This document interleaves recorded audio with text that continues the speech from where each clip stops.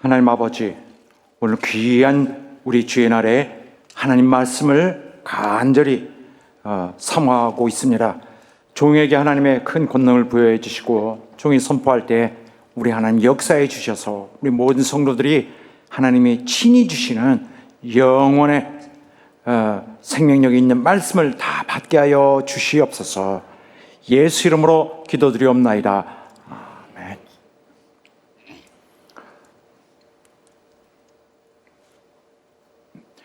과거에 유대인들은 자신들이 하나님을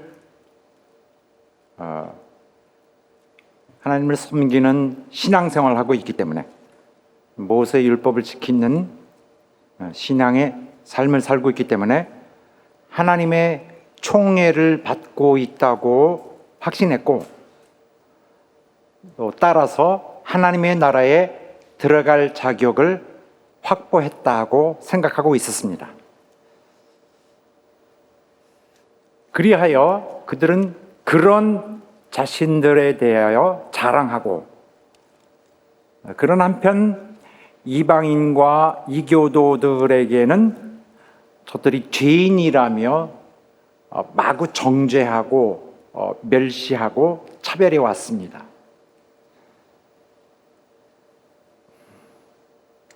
이거 맞을까요? 그렇게 한 것이 옳았을까? 사실 보면은 유대인들도 영적으로는 여전히 죄인들입니다.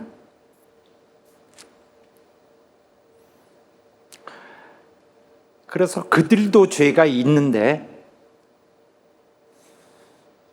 그들이 믿지 않는 저들을 향해서 저렇게 비판하고 멸시한다면은 하나님은 저들을 어떻게 생각하실까? 그들의 상황은 오히려 저 믿지 않는 자들보다 더 나쁜 건 아닐까 하는 생각이 들지 않습니까?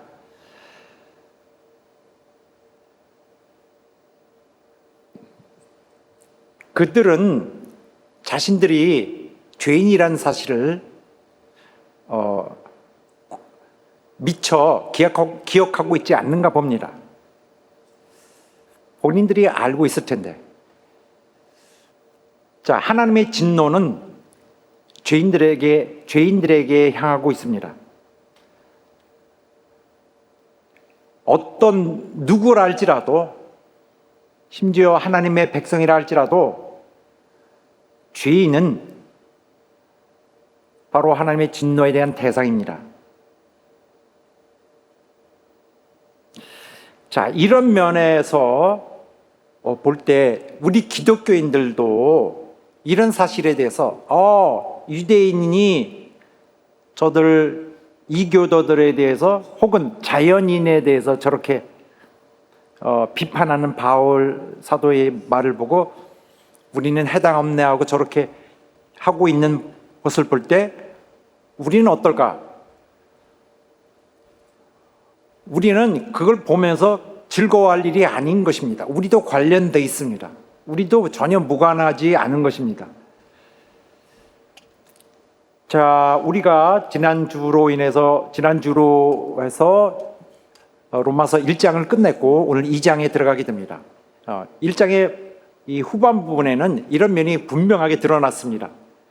정말 하나님을 일부러 모르는 척, 하나님을 배척하는 자들에게 하나님은 할 수 없이 그의 돕는 손을 내어놓고 방치하시니까 저들이 온갖 악한 죄에 빠진다고 분명히 말씀드렸습니다. 그래서 기억하십니까?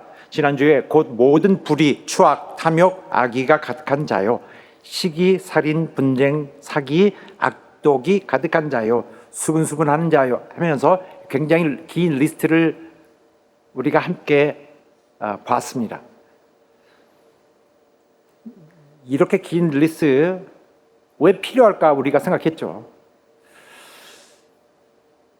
바로 하나님을 배척한 사람들에 대한 결과입니다. 죄를 범하는 이 사람들, 그 사람들이 범하는 죄의 종류를 쭉 나열해놨습니다. 그런데 바로 이 목록, 죄의 목록을 쭉 들으면은 누구든지 이렇게 생각할 거예요. 먼저 이거 성경에서 흔히 나오는 도덕적 권유다. 성경의 가르침, 도덕적 권유. 웬만하면 이렇게 하시오라는 거 아닌가? 중요치 않은 내용이네. 나는 더 중요한 그런 어떤 진리, 영적 진리 이런 게 필요한데 이렇게 넘어가려고 그러죠. 넘어가자. 넘어갈 수 없습니다. 왜냐하면 이것은 인간 모두에게 향하는 말씀입니다. 즉 하나님의 진노는 결코 그냥 없어지지 않는다는 사실입니다. 1장에 나타나는 그 말씀의 요지가 뭐냐면은 1장 후미에 나타나는 지금 좀 전에 말씀드린 그 긴 그 리스트에 있는 죄 중 하나라도 하면은 하나님은 그 사람을 향해 누구의 예외도 없이 그 사람을 향해 진노를 퍼부으신다는 데 있습니다. 그래서 이거 성경이 주는 그 조언 사항이다라고 보면은 그 사람은 남은 열심히 저거 지키라 그러고 나는 안 지켜 이렇게 할 생각인가 보죠. 그런 식으로 넘어가니까 절대 그렇지 않습니다. 또 그래서 그것을 분명히 사형에 해당한다고 성경에 나와 있습니다. 그 중에 하나를 범하면 사형이 된다. 자, 또 우리가 흔히 이 말씀을 보면 머릿속에 떠오르는 것은 나는 해당이 없네. 되게 나쁜 사람들이네. 그렇지만 나는 신경 쓸 것은 없네. 다른 문제나 신경 쓰자. 자, 나는 완벽한 사람은 아니지만은 그렇다고 이 정도로 나쁜 사람은 아니야. 나는 여기 있는 목록과는 관계가 없어. 나는 빠지자. 이렇게 하는 사람들이 있죠. 누가 그럴까요? 거의 다 그럴 겁니다, 여러분. 나는 상관없네. 쭉 리스트가 나왔는데 거의 난 상관없네로 생각할 겁니다. 대단히 놀라운 현상입니다. 여러분 그렇지 않습니다. 이 목록에 해당되지 않은 인간은 한 사람도 없습니다. 사실 이 목록에 나오는 여러 악독들을 아마도 거의 대부분의 악독들을 여러분 각자가 다 해오고 있습니다.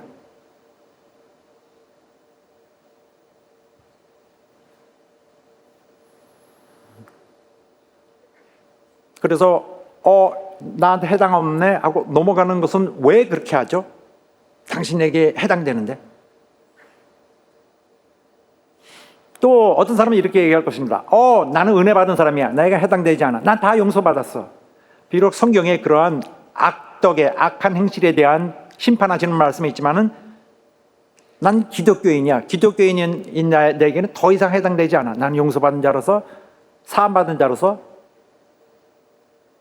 난 여기 해당되지 않아. 난 여기서 제외됐다. 아닙니다. 여기 기독교인, 유대인 구별하지 않습니다. 지금 이 로마서 말씀은 지금 기독교인 운운하는데 이건 나중에 우리가 다시 돌아올 부분입니다. 나중에 다시 따질 거지만 지금 여기는 기독교인 누구 제외하고 말씀하지 않습니다. 인간에 대해 말하고 있습니다. 불신자들이나 이교도들이나 유대인들을 따로 놓고 말씀하는 것이 아니라 인간들 모두에게 얘기하고 있습니다. 유대교 신자나 기독교 신자나 다 그 대상에 포함됩니다. 난 이건 포함 안 돼. 누가 왜 그런 생각을 하나요? 이거 기독교인들 굉장히 손쉽지만은 정말 ABC에서 A도 모르는 정말 너무나 무지한 그런 행동입니다. 왜 당신은 빼는데? 누구든지 알아야 될 것은 일단 이런 사실을 아시고요. 오늘 본문에서 가장 중심적인 핵심적인 주제가 관심거리가 바로 이겁니다. 바로 이 세상에서 보면은 물론 악한 사람들도 있지만은 이 세상에는 바로 도덕적으로나 행실적으로나 정신적으로 바로 이 목록에 나오는 사람들보다는 좀 훨씬 나은 자들이 있다. 그건 맞죠. 착한 사람들 있어요. 이 세상에. 많다고 볼 수 없지만은 두루두루 있습니다. 그리고 굳이 뭐 예를 들어 얘기한다면은 이스라엘, 즉 유대인들은 그런 면에서 이 도덕적으로나 정신적으로 훨씬 훌륭한 사람들입니다. 그들은 인생을 계속 끝까지 많이 절제해 온 사람들이에요. 훈련받고 이렇게 해서는 안 된다, 저렇게 해야 된다, 이렇게 해서는 안 된다, 저렇게 해야 된다. 그래서 나온 사람들 있잖아요. 이 세상에 있는 사람들. 그런 사람들은 하나님이 어떻게 다루실까? 바로 이 목록에 있는 막 이런 나열할 때 전부 자기에게 뭐 자기를 가리키는 듯이 막 느낌이 처음부터 팍 들어오는 사람 말고 훨씬 착한 사람들도 있어요. 도덕적으로 올곧고 뭐 종교적인 사람들, 신앙 진짜로 양심적으로 열심히 하는 사람들도 훨씬, 그럼으로써 그런 사람들은 뭘 판단할 때도 판단도 훨씬 좀 정당해, 옳게 하고 외적으로도 참 덕스러운 삶을 살고 있죠. 이런 사람들은 하나님이 어떻게 다루실까? 자, 이게 바로 요점입니다. 그런 사람은 어떻게 다룰까? 이를테면 유대인의 예를 들어보면은 이런 것에 대한 질문을 확실하게 좀 잘 대답할 수 있겠지. 유대인의 상황은 어떻게 하나님이 하실 건가를 그 사실이 분명해지면은 이 모든 궁금증이 다 풀리게 되겠죠. 자, 일단 다시 한번 이 본문이 이게 나오면은요, 일단 사람들은 바로 이렇게 말할 것입니다. 나는 해당한데, 아까 말씀드린 대로. 왜냐면은 나는 저렇게 노골적으로 막 누구를 시기하고 뭐 이렇게 엄청나게 뭐 살인하고 이런 사람이 아니니까. 나는 해당한데, 바울 사도님, 당신 말 정말 옳습니다. 난 완전히 동의합니다. 저 나쁜 사람들. 나도 똑같이 저런 사람들 보면 내가 속이 타요. 라고 내가 말할 거잖아요. 나도 그렇게 여러분들. 저 정도는 아니다. 저 나쁜 사람들. 말할 거잖아요. 이런 사람들 향해서 지금 쓰고 있는 거예요. 사도 바울이. 이게 요점입니다. 감히 그런 소리를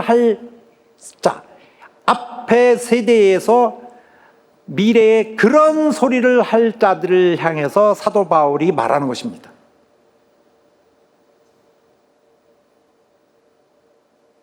그 가상적인 그런 미래의 누군가를 향해서. 자, 일단 이스라엘의 경우는 그럼 어떤 것인가? 유대인의 상황에 대해서 조금 알아보겠습니다.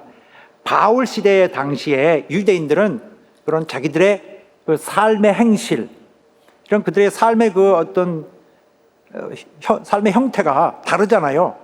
그리고 그들은 이러한 훈련돼서 이렇게 만들어가는 이 삶이 의를 만들어간다고 생각했습니다.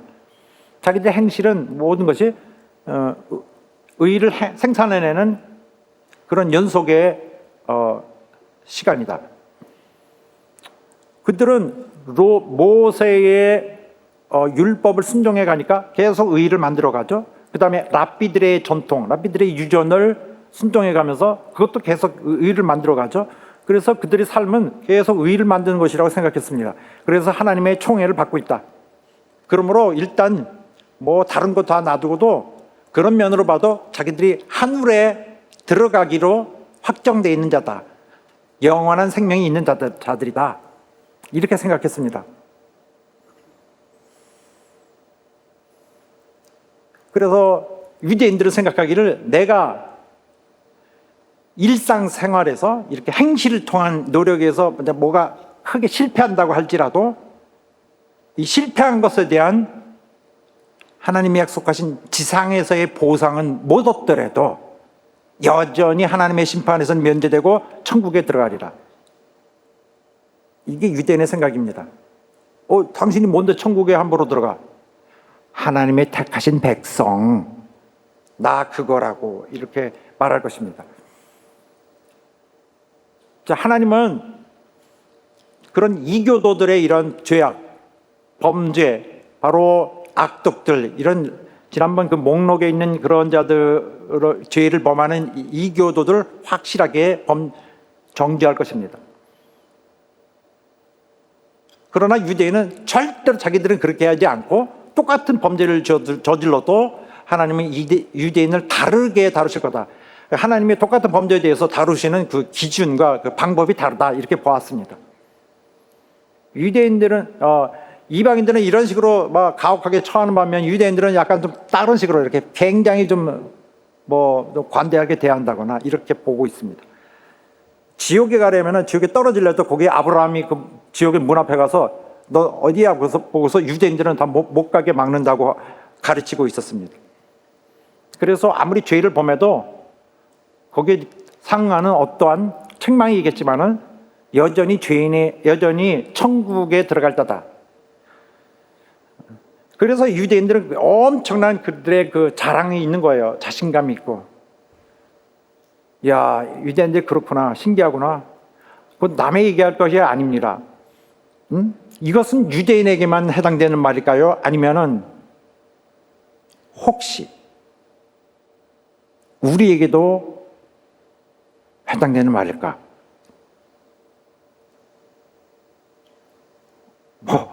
오래 그런 거 아닌가 고민할 것도 없어요.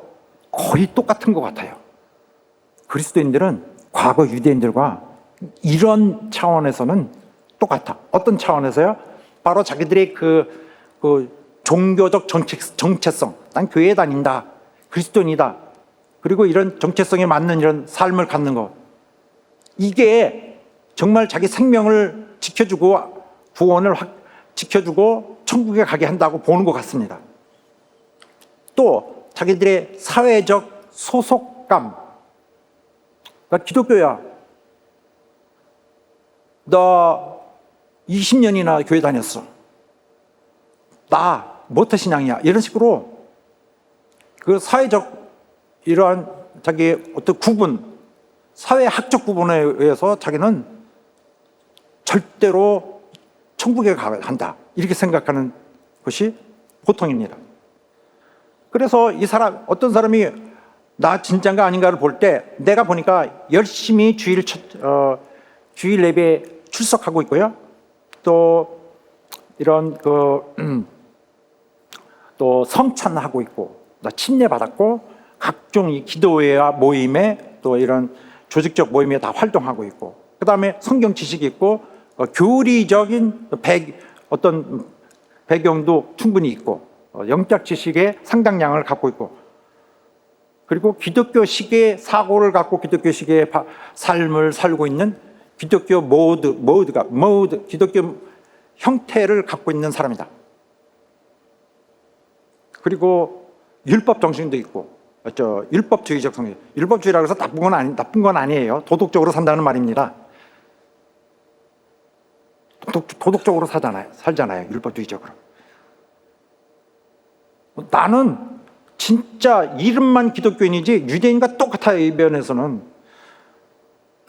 사랑하는 여러분, 우리가 이거 알지 않으면 구원에 절대로 이룰 수 없습니다. 우리가 오늘 구원에 이르렀다고 이렇게 하지만은 우리도 모르게 잘 인도받아서 그렇게 된 거예요. 사실 우리가 이걸 모르면 구원을 원래 받지 않았어야 됩니다. 받지 못했어야 됩니다. 뭐를요? 자신이 하나님 앞에 죄인이라는 사실. 또 그러므로 나는 죄로 정죄되어 있던 상태로 서 있었다는 사실.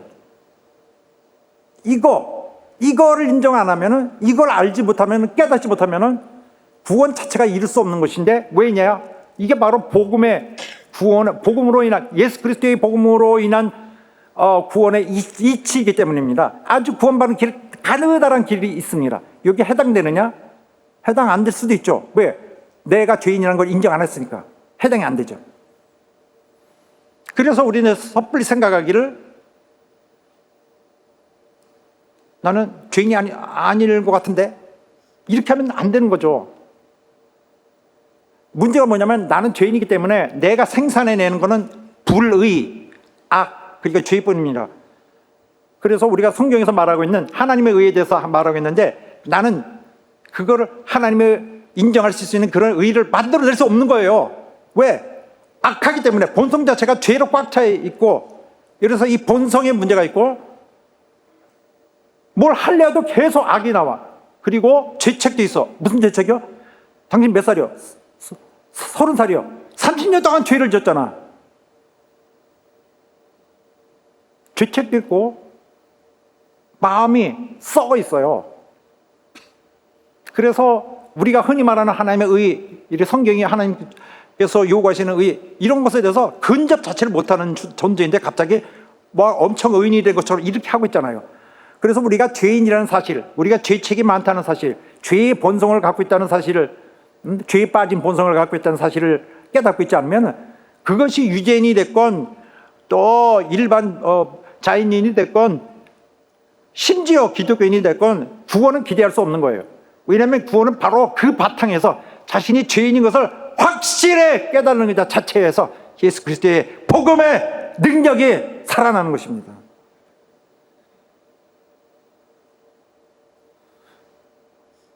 난 종교적으로 근엄하고 점잖고 우아하고 점잖지 않은 사람도 더럽게 많이 만났습니다만은 저도 참 의롭게 보이고 훈련돼 있고 그리고 거기엔 자랑스럽고 만족스러운 이런 사람은 이런 삶에 지금 모든 것이 안전하고 꽉 차게 안심되고 완벽해 있는 사람은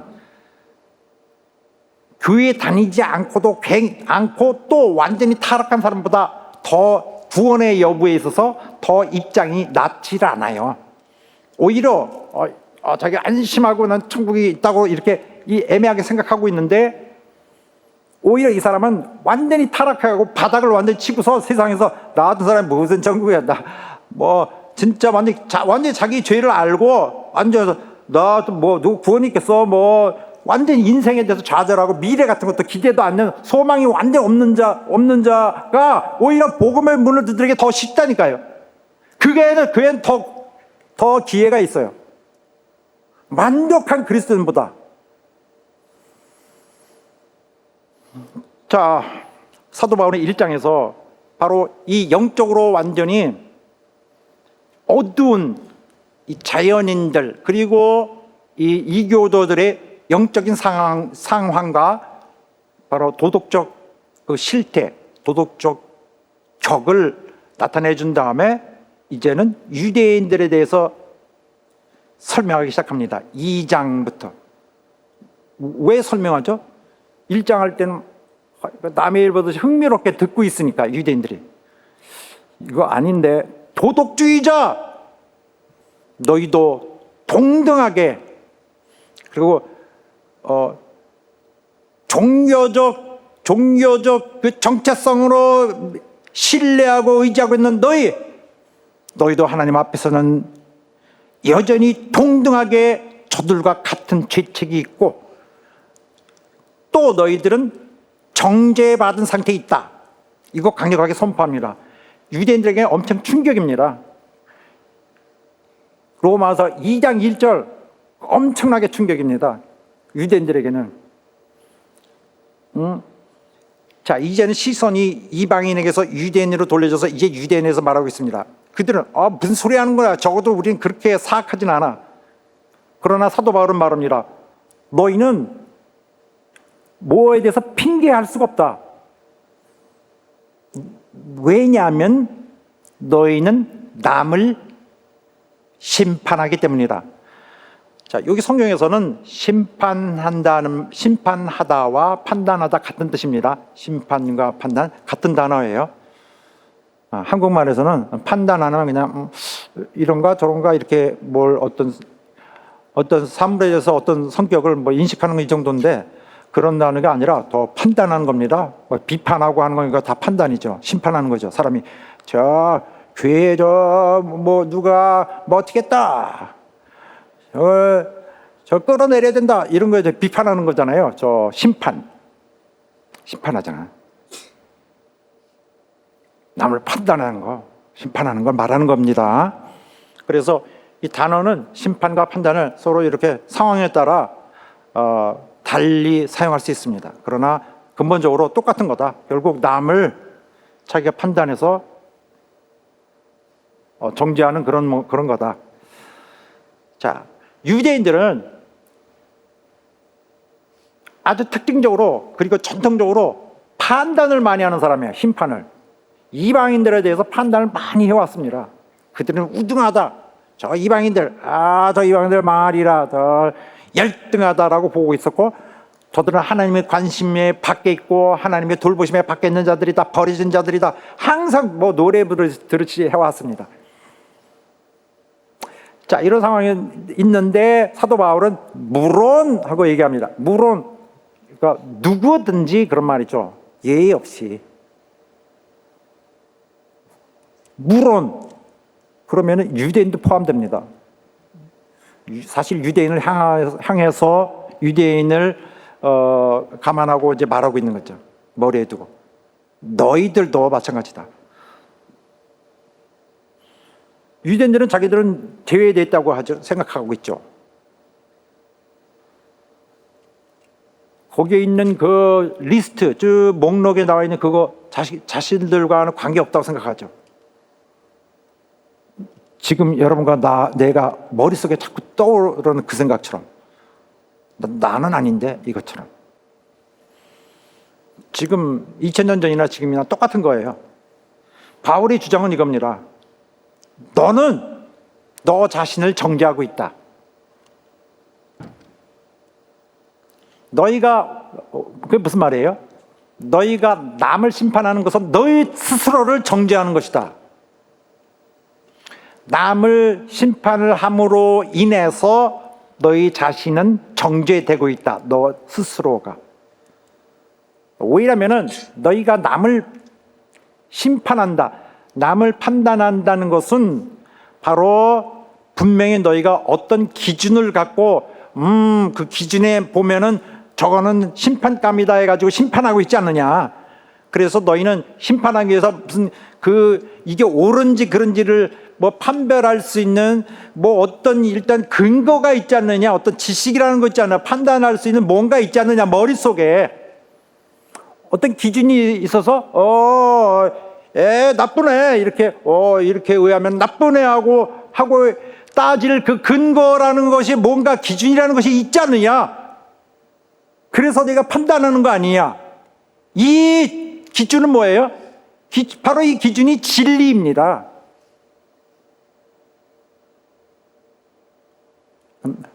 무슨 지식이죠? 무슨 지식? 진리 지식? 우리가 원래 갖고 있어요? 계속 여러 주 동안 말씀드렸습니다. 갖고 있죠. 바로 일반인의 경우에 해당하면은 불신자라 할지라도 또 이방인이라 할지라도 하나님에 대해서 어느 정도는 알아. 자연 계시에 의해서 이런 자연 속에서 발견되는 많은 것을 통해서 하나님 계시네라고 알고 있죠. 또 양심에도 알고 있어요. 사람이 이렇게 하는데 악한 일을 하려는데 자기를 막고 있는 거 있죠. 그거 어떻게 알죠? 그 하나님의 계시가 있는 거예요. 그 사람 양심에 써져 있는. 그래서 일반인들도 알고 있습니다. 이게 악이냐 아니냐를. 진리의 일부가 있는 거예요. 일반인들도. 그런데 유대인의 경우는 어떻게 하냐? 바로 일반인의 이 경우 자연 계시에 의한 또 양심에 의한 하나님의 진리에 하나님을 알 수 있는 부분의 일부를 갖고 있는데 거기다 플러스 바로 하나님의 계시를 받은 사람들이야. 성경을 아는 사람들, 하나님의 말씀을 배운 사람들이야. 하나님의 말씀을 다루어온 자들이야. 수백 년 동안 그때 하나님 말씀을 많이 다뤄와가 부모에게 들었고 또 동료에게 들었고 선생에게 들었고 목자에게서 들었고 평생 하나님 말씀 잘 알던 사람들 아니에요?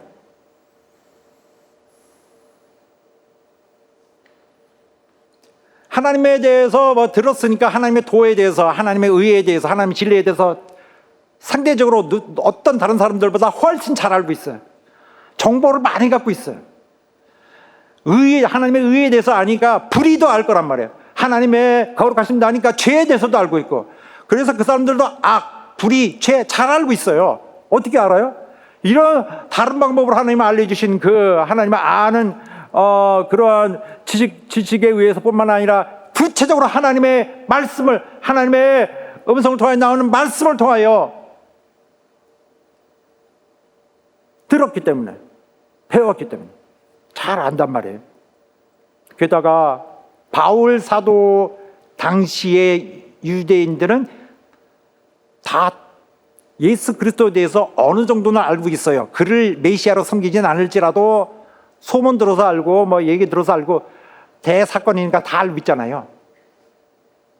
그가 한 말, 그 예수 그리스도, 자기들은 메시아라고 치지 않지만 그가 했다는 말들은 막 조상들을 통해서, 친구를 통해서, 사람들 증인을 통해서 많이 들었잖아요. 실제로 하나님이 와서 하신 말씀들도 그들은 알고 있었단 말이에요. 인정하지는 않지만. 그래서 하나님의 진리를 알 수 있는 그 큰 지식을 갖고 있는 유대인은 바로 그들로 하여금 책임이, 그들의 행동에 대한 책임이 큰 그러한 자들입니다. 그래서 자신들의 행위에 대해서 핑계할 수가 없는 거예요. 난 몰랐다든지. 바울의 요점은 이겁니다. 너희가 자, 그래서 좀 전에 거기를 보면요, 히브리서 10장 26절 이거 보고 넘어가야 되겠네. 그러니까 이런 상황인 거예요. 이런 이방인들과 불신자들에 비해서 유대인들은 이걸 바로 하나님에 대한 지식이 있어요. 우리가 진리를 아는 지식을 받은 후 짐짓죄, 고의로 범하는 죄, 나 잘 몰랐는데 하고 하면서 하는 거, 나 그런 줄 몰랐는데, 난 저렇게 생각했는데, 이런 것들. 아니 저기 하라 그래서 나는 그거 모르고 했는데, 이거 다 짐짓죄를 범한 즉 다시 속지 않은 지세 같고, 오직 무서운 마음으로 심판을 기다리는 것과 대적하는 자를 소멸할 맹렬한 불만 있으리라. 너무 무섭죠. 이거 한번 살짝 충격받고 또 넘어가고 그래요. 넘어가면 안 됩니다. 형벌받는다는 것을 너희가 잘 알고 있지 않느냐? 이거 사형에 해당되는 형벌이다. 알고 있잖아요. 자, 이방인들도, 이교도들도 바로 하나님의 법에 대해서 조금은 알고 있어서, 그래서 그들이 무슨 죄를 지었든 간에 심판받습니다. 이방인들도 하나님 교회 다녀본 적도 없고, 하나님 전혀 이런 하나님과 관련된 적도 없는데 범죄하죠. 이 사람은 왜 하나님의 진노를 받습니까? 하나님 법을 지켰기 때문에. 이게 하나님의 법인지 뭔데 내가 어떻게 알아? 왜 몰라? 너 불신자들에도 알잖아. 그들도 형벌을 받기 합당하다면은 하나님의 계시까지 받은 유대인들은 또 얼마나 더 큰 형벌을 받아야 합니까? 이게 포인트예요. 결국 자기가 남을 판단하는 이런 일을 한다는 것 자체가 속이고 있는 거죠. 난 모르고 했는데 하고 속이는 거죠. 나쁜 사람이죠. 이방인들보다 더 나쁜 거죠. 노골적으로 범죄하는 이런 불신자들보다 더 나쁜 거죠. 자기는 하나님 법을 알고 있는데도 남을 비판했으니까. 그래서 지금까지 유대인에 대한 설명이었는데, 설명을 듣고는 우리가 유대인들도 그렇게 아쉽네, 저도 불쌍하게 됐네, 이렇게 얘기할 수가 없어요. 나는 너무너무 무서웠어요. 여기 기독교인에 대한 직접 언급하지 않았어요. 내가 하는 거예요. 그리스도인들 너무 무서웠겠다, 너무 놀랬겠다. 왜냐하면 왜 이렇게 얘기할까요? 내가 너무 놀랬어. 내가 너무 무서워. 우리도 똑같은 원칙이 적용되니까. 우리가 누구예요? 기독교인. 어떤 기독교인? 명목상에 그냥 이름만 기독교인, 자칭 기독교인과 또 진짜 참 기독교인 둘 다, 양쪽 다 우리에게 적용돼. 우리에게는 많은 책임이 주어져 있어요. 우리의 행동에 대한 우리 자신이 책임져야 돼. 왜냐하면 하나님을 알 수 있는 것에 대한 많은 지식이 있기 때문에. 그리스도인들이 의로운 체하고 다른 사람을 심판할 때, 저 행위를 봐라, 누구를 끌어내려라. 이것은 얼마나 사악한 것인지, 가장 이보다 더 사악한 것이 없을 정도로 이건 핑계를 댈 수 없는 정말 죄악 중의 죄악입니다.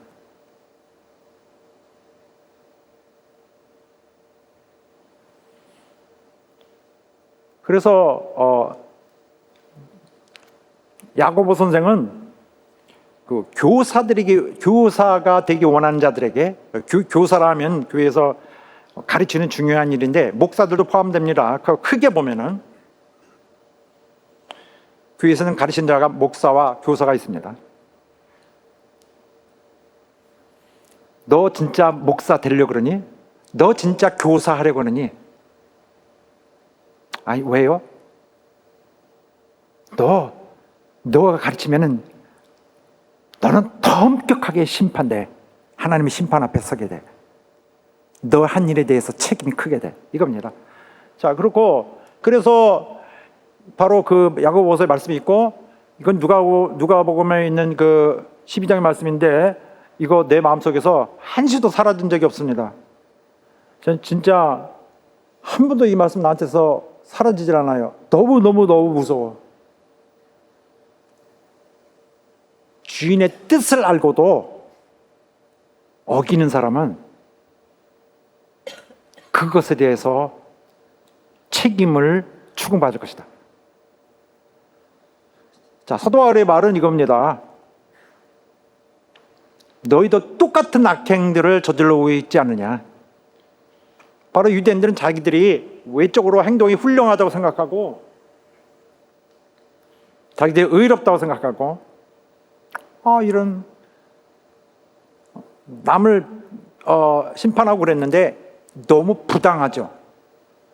바로 이런 그 소위 종교인들이 갖고 있는 그런 아주 우아하고 아주 거룩한 듯한 이런 태도는 진짜 대단히 부당함으로 가득 채워진 경우일 것이 거의 틀림없다. 왜냐하면 남을 심판하려면은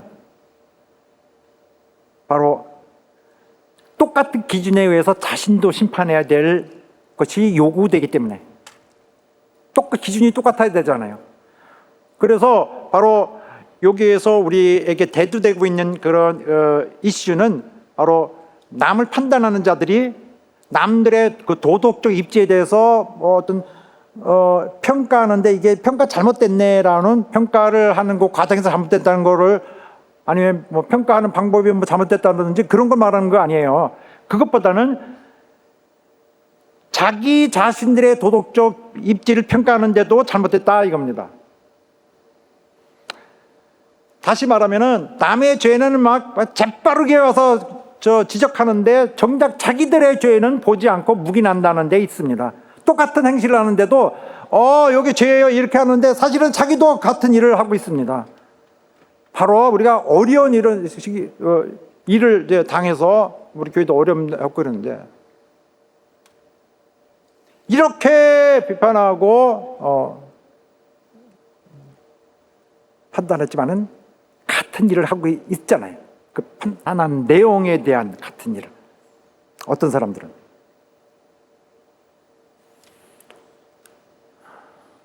자, 그래서 사도 바울이 이렇게 얘기합니다. 판단하는 너도 같은 일을 행함이니라. 그러므로 너에게는 핑계될 수 없는 책임이 있다. 너가 남을 비판하지만은, 너가 남을 심판하지만은 너도 같은 일을 하고 있기 때문이다. 왜 너는 같은 기준으로 너 자신을 심판하지 않느냐? 너가 심판의 대상이라면은, 너가 하나님의 진노의 대상이라면은,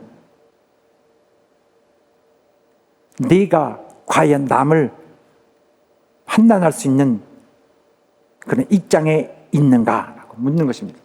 그래서 사람들은 이쯤 되면은 우리에게 분명히 드러나는 것이 있는데, 사람들은 두 가지 오류를 자주 범하고 있습니다. 첫째, 하나님의 의에 대한, 우리가 성경에서 나타나는, 우리가 구하고 있는 그런 의에 대한 표준, 의의 기준의 높이를 너무 과소평가하고 있어요. 우리는 하나님의 의 뭐 이렇게 얘기할 때 이 정도만 하면 된다 이렇게 생각하고 있어요. 하나님의 의를, 성경에 나타나는 의를 너무 낮게 잡아. 하나님의 의라는 것은 나도 하나님의 의가 내 속에 있다. 하나님의 의가 당신 속에 왜 있어? 당신은 불의가 가득한데 닮아가려고 노력하는 건 있지만은 하나님의 의를 낮게, 하나님의 이 정도, 하나님을 모르실 거다. 하나님은 모르실 거다. 이렇게 하면 떼우면 돼. 이거잖아요. 하나님은 그 정도가 아니라 진짜 완전한, 하나님은 자신을 먼저 다 커미트해서 다 내놓는 거 플러스 마음을 가장 먼저 보십니다. 그런데 이 정도면 됐다 넘어가려고 그래요. 누가요? 자기를 자랑하는 신앙인들이. 두 번째로 스스로 의로운 자들은 유대인이건 그리스도인이건 자신의 죄의 깊이도 과소평가해요. 죄의 깊이, 다 죄성이 있어요, 인간은. 그런데 이 죄성의 깊이, 죄의 위력이, 자기 속에 들어가 있는 죄의 능력의 위력을, 그 깊이, 저변의 그 막강한 배경을 과소평가하고 있다니까요. 그래서 바로 이런 두 가지 문제가 있어요. 하나님의 의를 과소평가하고 자기의 죄의 깊이를 과소평가하고. 이런 상황 속에서 사람들은 항상 이렇게 행동합니다. 자기의 죄는 작게 보고 최소화시키고 남의 죄는 굉장히 과장합니다. 이거 다 사람들이 그런 잘못하고 있는 부분들이에요. 남의 눈에 있는 티는 이만큼 티는 잘 발견하면서 보통 사람 눈에는 보이지 않는데 멀리 진짜 10km 밖에서도 봐가지고 눈에 티가 있다고 해서 막 티가 있다고 하면서 자신의 눈에는, 이 사람 비판하는 이 사람 눈에는 대들보가 있다고 그랬습니다. 이 집을 받쳐주는 집의 기초가 되는 이 큰 기둥 자체가 들어있는데, 요만한 그거 있다고 이렇게 법석대면서 비판하고 있는 것을 해서 주님 비판하시잖아요. 위선적이다, 너무 뻔뻔하다, 비판을 받지 아니하려거든. 우리 한번 읽어볼까요? 자, 다 같이 시작. 비판을 받지 아니하려거든 비판하지 말라. 너희 비판하는 그 비판으로 너희가 비판을 받을 것이요, 너희 헤아리는 그 헤아림으로 너희가 헤아림을 받을 것이니라. 어찌하여 형제의 눈 속에 있는 티는 보고 내 눈 속에 있는 들보는 깨닫지 못하느냐. 보라, 내 눈 속에 들보가 있는데 어찌하여 형제에게 말하기를 나로 내 눈 속에 있는 티를 빼게 하라 하겠느냐. 외식하는 자여, 먼저 내 눈 속에서 들보를 빼어라. 그 후에야 밝히 보고 형제의 눈 속에서 티를 빼리라 했습니다. 예수님 말씀이에요. 또 전에 어떤 여인이 간음하다가 잡힌 적이 있습니다. 그때 돌을 쳐서 당장 죽여야 되는데, 그때 그 종교 지도자들이 예수님을 프레임에 걸어가지고 잡아보려고 예수님 앞에 데려왔습니다. 예수님 긍휼이 많으셔서 연약한 자들을 불쌍히 여기고 자꾸 감싸고 하는 것에 대해서 그가 예수를 시험하려고, 그 용서할 것으로 아주 계산해 두고서 이 사람 당신은 어떻게 하겠어 하고 예수께 데려왔습니다. 그때 예수께서 죄 없는 자가 돌로 치라 했습니다. 그러니까 모두가 선뜻 돌을 들어서 던지지 못하고 하나둘씩 빠지니까 나중에는 다 빠지게 되었다. 그래서 예수님과 그 여인만 남게 되었다. 바로 이렇게, 이것은 우리 모든 인류에게, 이 땅에 있는 모든 인간에게 말하고 있는 그 사실입니다. 우리 중에 죄 없는 자 없습니다. 죄를 범하고 있지 않은 자도 없습니다. 그 안에 죄의 성질이 없는 자도 없습니다. 자, 믿음으로, 마음으로 모든 자가 죄를 범하고 있습니다. 최소한. 나 적용이 안 됐다. 그 어떤 이거 완전히 그 대단히 그 익스트림한 그 케이스인데 여기 한 유대인이 나타났습니다. 젊은 젊은 관원, 출세한 사람이 젊은 사람인데도 예수 앞에 나타났습니다. 영생을 어떻게 얻죠? 그러니까 이 사람은 예수님께서 너 영생 갖고 있지 않았냐? 아 그래요? 난 몰랐는데 이렇게 하려고 그랬던 것 같아요. 영생은 어떻게 얻습니까? 너 법을 지켰냐? 율법 지켰냐? 네. 1번, 2번, 3번, 4번 법 다 지켰냐? 다 지켰습니다. 10번까지. 그러니까 예수께서 너 이제 돈 다 풀어서 사람들 나눠줘 이랬습니다. 그러니까 막 갑자기 굳어져가지고 말도 못하고 그대로 떠나버렸습니다. 그건 안 돼. 돈은 안 돼. 이 사람은 이 종교적 그런 어떤 루틴을 다 지켰다는 것으로 영생을 얻었다고 보는 거예요. 예수님 포인트는 뭐예요? 너는 마음은 하나님의 뜻도 없잖아. 넌 마음은 가있지도 않고 행동만 하는 거잖아. 또 똑같은 식으로 저 바리새인과 서기관들이 예수께 나왔습니다. 당신의 제자들은 식사할 때 왜 손을 씻지 않습니까? 이것은 율법이 정한 것인데 또 이런 그 랍비들의 가르침이 정한 것인데 예수께서 뭐라고 그러셨냐면은 어찌하여 너희는 너희 유전으로 하나님의 계명을 범하냐? 너는 유전을 잘 지키는구나. 랍비 가르침 잘 지키는구나. 근데 하나님의 법은 지키지 않고 있다. 하나님 법은 뭐냐? 너희 마음이 깨끗해지는 거다. 그게 하나님 법이다. 율법을 주신 것이 주신 하나님의 그 뜻이 뭐냐? 진정한 뜻은 너희 마음이 깨끗하라고 하는 것이다. 그래서 그렇게 말씀하셨고 또 산상수훈 산에서 가르치셨을 때 마태복음 5장 쭉 이어 나가잖아요. 너희는 서기관과 바리새인보다 나아야 된다. 와, 저들의 수준보다 나아야 된다. 어떻게 해요?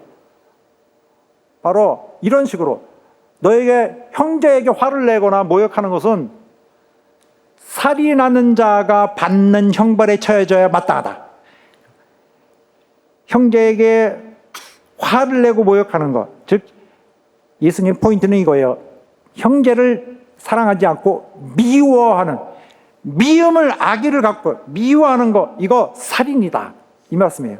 또 여인을 이성을 보고 마음에 품고 있는 생각이 있다면은 그것은 너는 음행을 한 것이다. 안 했는데요? 난 아무것도 안 했는데요? 한 것이다. 바로 너 마음이 중요하다는 거예요.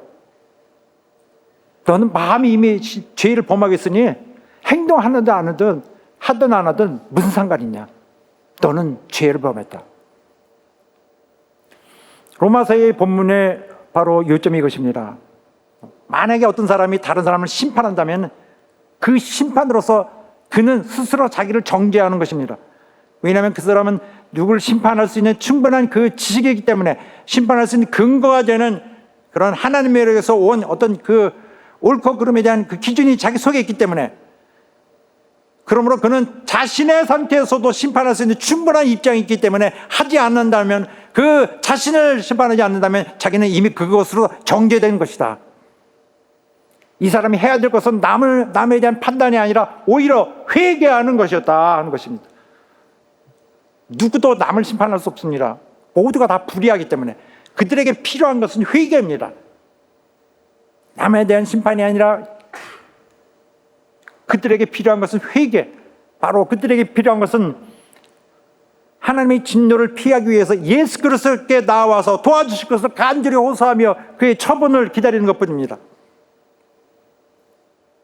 유대인들은 율법 그거 지키면, 우리 뭘 지키면 된다고 생각했지만은 바로 그런 법을 주신 그 하나님의 이런 법들 가운데 진정한, 그것보다 더 우선되는 그 마음의 거룩함을 먼저 의도하셨던 하나님의 그 의도를 전혀 모르고 수박 겉핥기식으로 외형적인 것만 해왔던 거죠.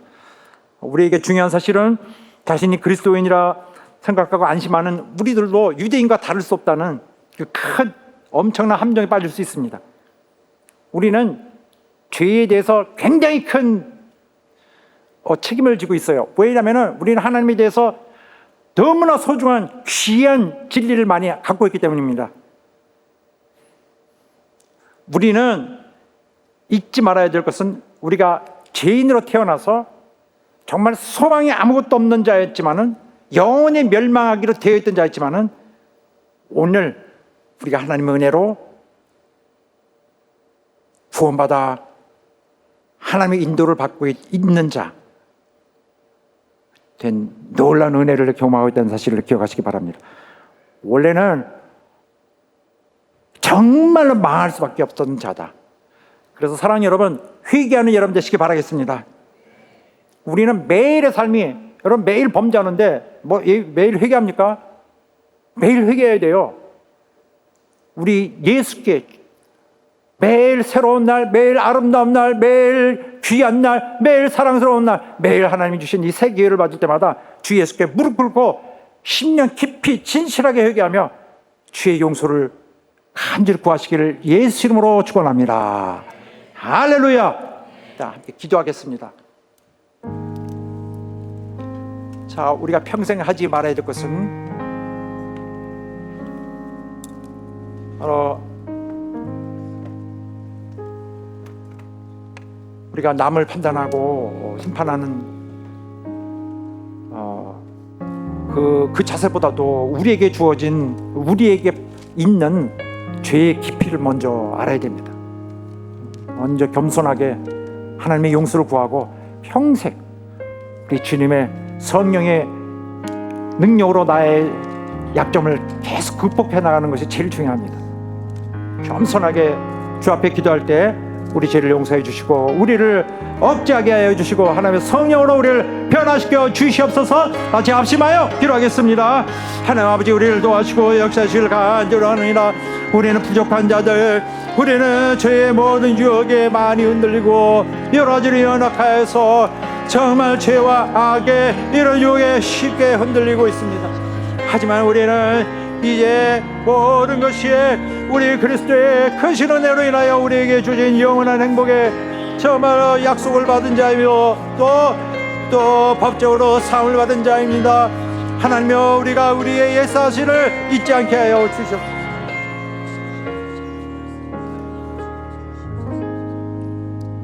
하나님 아버지, 오늘 말씀 주신 것을 감사하며 또 종과 우리 교회 모두가 우리 하나님 앞에 겸손하고 완전히 멸망할 수밖에 없는 우리를 오늘 구원해 주신 우리 하나님 앞에 감사하며 오늘부터 죽는 날까지 우리 하나님 앞에서 결코 교만하지 아니하고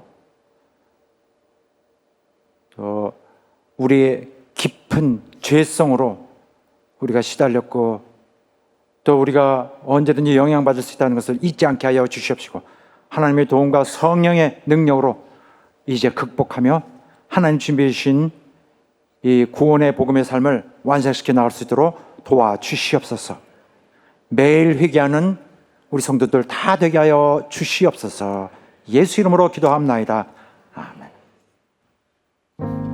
우리가 주님께 예배할 수 있는 사실, 하나님을 섬길 수 있다는 사실, 예수 믿는 자 될 수 있다는 사실, 하나님에 대해서 운운하고 하나님의 도움받고 하나님과 연결되어 있는 자로서 그 행복을 느낄 수 있다는 것 자체가 엄청난 영광입니다. 하나님이 우리에게 이걸 허락하지 않으면 우리는 그 기회마저도 없게 됩니다. 예수 믿을 수 있는 자가 되는 것이 엄청 기회거든요. 엄청 영광이고 예배할 수 있는 조건 자체가 있다는 것이, 환경 자체가 있다는 것이, 기회 자체가 있다는 것이 너무너무나 영광 드려야 될 감사할 문제입니다.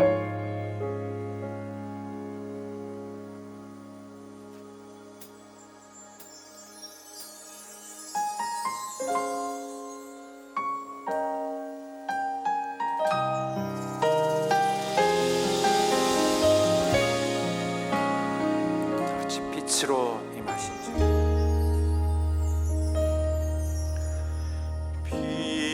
빛으로 임하신 임하신 주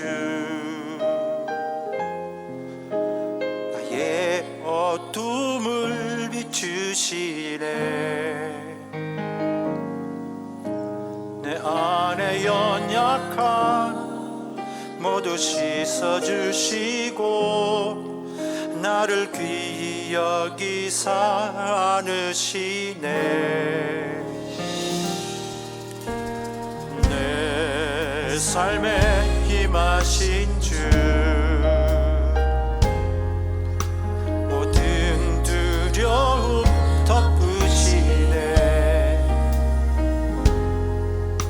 주 나의 모든 것 주님만 의지하리 눈을 들어 주님만 바라보니 주님을 예배하는 것 주님을 기뻐하는 것 나의 맘과 뜻 다해 주님도 알기 원하네 주님을 사랑하는 것 주님을 갈망하는 것 나의 유일한 소망이라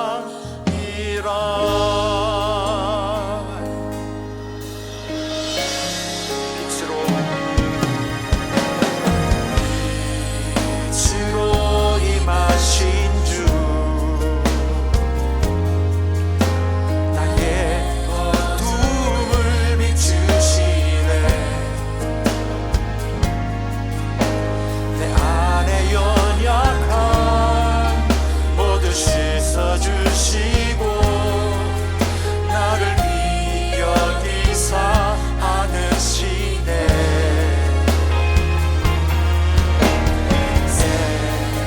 삶에 임하신 주 모든 두려움 덮으시네 주 나의 모든 것 주님만 의지하리 눈을 들어 주님만 바라보리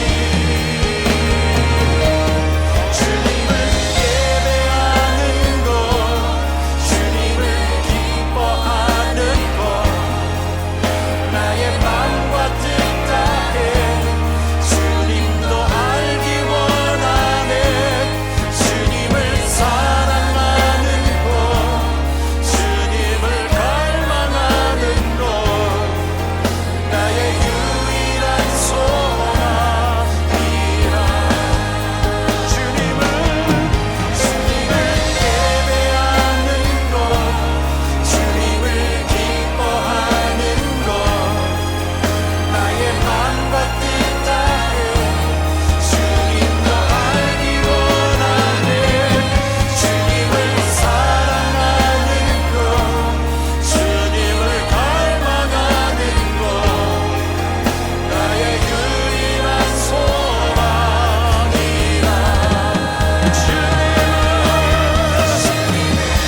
예배하는 것 주님을 기뻐하는 것 나의 맘과 뜻 다해 주님도 알기 원하네 주님을 사랑하는 것 주님을 갈망하는 것 나의 유일한 소망이라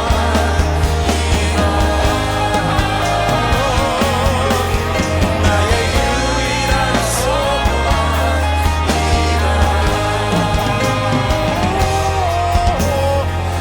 유일한